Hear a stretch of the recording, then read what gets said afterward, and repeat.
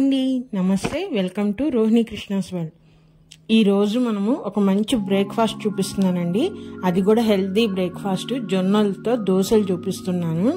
ఎప్పుడు జొన్నలతో జొన్న రొట్టెలే కాకుండా ఇలా దోశలు కూడా చేసుకోవచ్చు. దానికోసం ముందుగా నేను 1 కప్పు గుండు మినపప్పు అండి. ఇవి ఇక్కడ మనం మామూలు పొట్టు మినపప్పు కూడా తీసుకోవచ్చు, కానీ నేనైతే గుండు మినపప్పు తీసుకుంటున్నాను. నేను జొన్నలు తెల్ల జొన్నలు అండి, ఇవి తెల్ల జొన్నలు తీసుకుంటున్నాను. 1 కప్పు మినపప్పు తీసుకుంటే 4 కప్పుల జొన్నలు తీసుకోవాలండి. ఈ రెండింటిని శుభ్రంగా కడిగేసేసి దానిలోకి 2 స్పూన్ల పచ్చిశనగపప్పు అండి, అలానే 1/2 స్పూన్ మెంతులు వేసుకోవాలి. ఇవన్నీ కలిపి కనీసం ఒక 8 గంటలైనా నానాలండి. అందుకని నేను మార్నింగే నానబెట్టేశాను. ఈవినింగ్ అవగానే శుభ్రంగా కడిగేసేసి వాటిని నేను మిక్సీ జార్లో మెత్తటి పిండిలాగా మనం గ్రైండ్ చేసుకోవాలండి. నేను సాల్ట్ కూడా వేసేసి గ్రైండ్ చేసేసాను. ఇలా గ్రైండ్ అయిన పిండిని నేను మూత పెట్టేసి నైట్ అంతా ఫర్మెంట్ చేస్తానండి. ఖచ్చితంగా ఫర్మెంట్ చేస్తేనే దోశ అనేది టేస్ట్ బాగుంటుంది, లేకపోతే పచ్చిగా ఉంటుంది. ఇలా మనం ఫర్మెంట్ చేసేటప్పుడు ఆ డబ్బా ఎక్కువ గ్యాప్ ఉండాలండి, ఎందుకంటే పిండి పొంగుతుంది కాబట్టి అది బయటకు వచ్చిన ప్రాబ్లం లేకుండా అలాంటి టిన్ను సెలెక్ట్ చేసుకొని పిండి వేసుకోవాలి మనము. మార్నింగ్ కల్లా నేను మూత తీసేసి ఒకసారి శుభ్రంగా కలిపేసేసుకోవాలండి, మొత్తము కలిసేటట్టుగా. చూసారా పిండి ఎంత పొంగిందో. ఇప్పుడు మనం దోశ వేసుకుందామండి. రెగ్యులర్ గా మనం దోశ పిండితో ఎలా వేస్తే దోశ వేసుకుంటామో జొన్న పిండి దోశ కూడా అట్లానేనండి. దీంట్లో ఏమి స్పెషల్ గా కొత్తగా వేసుకునేది ఏమీ ఉండదు. సేమ్ అలానే మనం ప్యాన్ హీట్ అవగానే దోశ వేసేసుకొని ఆయిల్ వేసుకొని 2 వైపులా దోరగా కాలే వరకు కాల్చుకోవాలి. దోశ అనేది ఎప్పుడైనా 2 వైపులు కాలితేనే దోశ టేస్ట్ ఉంటుందండి.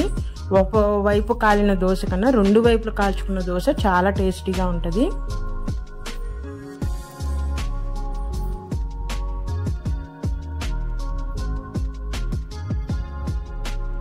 రెండో వైపు కూడా తిప్పేసి కావాలనుకుంటే ఇంకొంచెం ఆయిల్ వేసుకొని మనం రెండో వైపు కూడా 1 నిమిషం పాటు దోరగా వేయించాలి.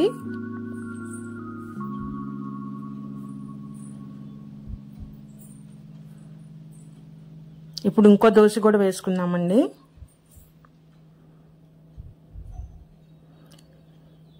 ఈ దోశ పిండితో మనం రకరకాలుగా వేసుకోవచ్చు అండి.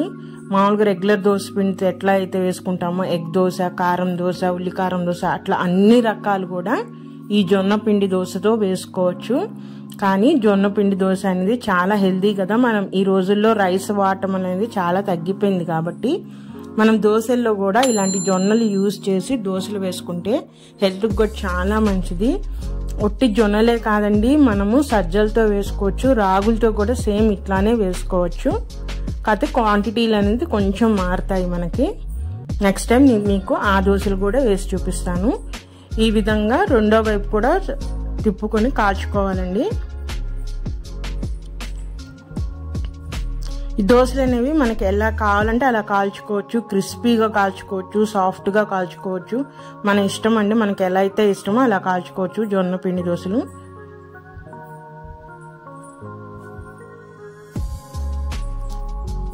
ఇంతేనండి, ఇట్లా ఈజీగా మనం జొన్న పిండితో దోశలు ఈజీగా చేసుకోవచ్చు. ఇప్పుడు ఇదే పిండితో నేను మీకు ఊతప్పం కూడా చేసి చూపిస్తాను. ఇదే పిండిని మనము దోశకైతే 1 గరిటె తీసుకున్నప్పుడు ఊతప్పం వేసుకునేటప్పుడు ఒక 3 గరిటెల పిండి వేసుకొని కొంచెం మందంగా మనము ఊతప్పం అనేది వేసుకోవాలండి. ఈ విధంగా లైట్గా రౌండ్గా వచ్చేటట్టు స్ప్రెడ్ చేసుకొని ఇప్పుడు ఊతప్పంలోకి మనకి ఇష్టమైన వెజిటేబుల్స్ వేసుకోవచ్చు. నేనైతే ఆనియన్స్, మిర్చియే వేస్తున్నాను.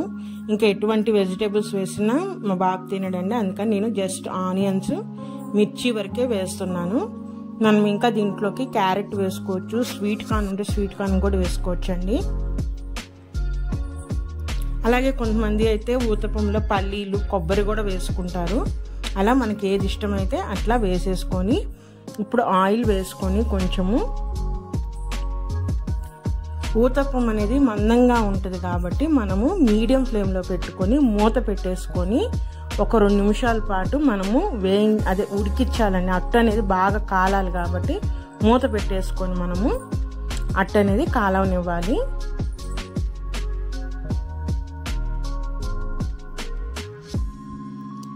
కంపల్సరీ మీడియం ఫ్లేమ్లోనే పెట్టాలండి, లేకపోతే అడుగున మాడిపోతుంది. ఒక 2 మినిట్స్ అయిన తర్వాత తీసి చూస్తున్నానండి. ఒకసారి కిందంతా ఒకసారి కలిపేసి కొంచెం పచ్చిగా ఉంది. మనకి పై వైపును కూడా మూత పెట్టడం వల్ల పై వైపును కూడా శుభ్రంగా చక్కగా కాలుతుందండి. ఇంకొక నిమిషం పాటు ఉంచేసి మూత తీసేసి ఇప్పుడు రెండో వైపు కూడా తిప్పాలండి.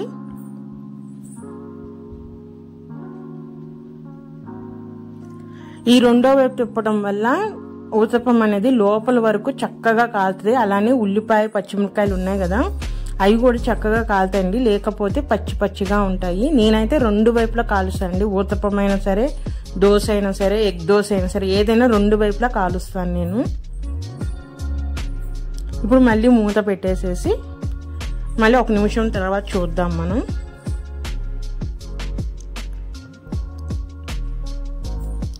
ఒక్క నిమిషం అయిపోయిందండి, ఒకసారి చూద్దాం ఉల్లిపాయలు అవన్నీ వేగినాయో లేదో.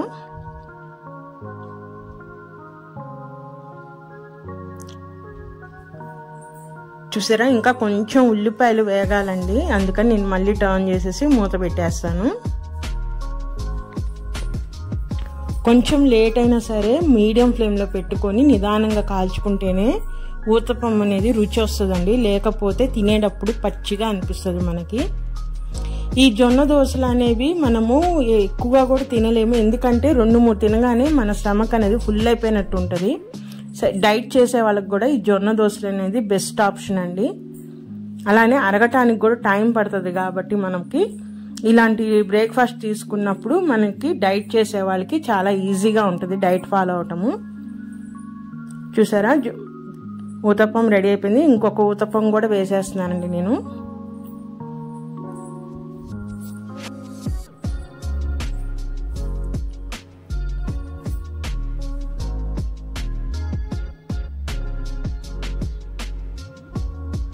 ఈ విధంగా వేసి ఆయిల్ వేసేసి మూత పెట్టి కాల్చుకోవాలి. ఊతప్పాలు రెడీ అయిపోయినాయండి. ఊతప్పము దోశ టేస్ట్ ఎలా ఉందో చూద్దాము. చూసారా, ఉల్లిపాయ అంతా మంచిగా కాలి ఎంత బాగుందో.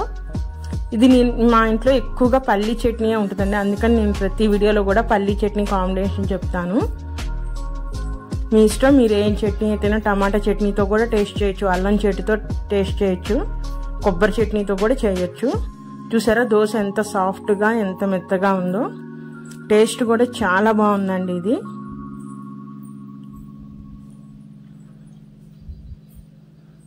ఒకేసారి మనము దోశలు మానేసి కొత్తగా జొన్న దోశలు తినము, కానీ అప్పుడప్పుడు చేసుకుంటా ఉంటే ఇలా మనకి టేస్ట్ అనేది అలవాటు అవుతుంది. మరి ఇదేనండి ఈరోజు వీడియో. నా వీడియోస్ కనుక నచ్చితే ప్లీజ్ సబ్స్క్రైబ్ మై ఛానల్. మరొక మంచి రెసిపీతో మళ్ళీ కలుస్తాను. ఉంటానండి, బాయ్.